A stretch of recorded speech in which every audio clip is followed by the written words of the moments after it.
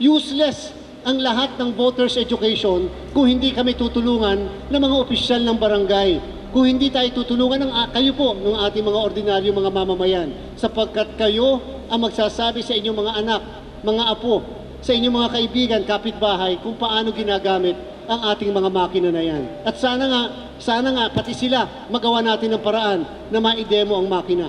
Sa darating na halalan, gusto ko lang pong ulit-ulitin at ulit-ulitin, kahit saang parte ng ating bansa, sa Intramuros man o sa ibang parte ng ating bansa, sa mga nakatatanda, sa mga may kapansanan, tayo po ay meron po tayong early voting hours. Alas 5 ng umaga hanggang alas 7, pabobotohin po namin kayo exclusive. Hindi kasabay ng karamihan, hindi kasabay ng kabataan, hindi mainit, hindi po istorbo, hindi nasasagi. Kahit paano, maayos ang pagboto. Alas 5 ng umaga hanggang alas 7, exclusive po sa inyo yon. Pero hindi nangangahulugan na hindi na kayo makakaboto mula alas 7 hanggang alas 7 ng umaga hanggang hapon.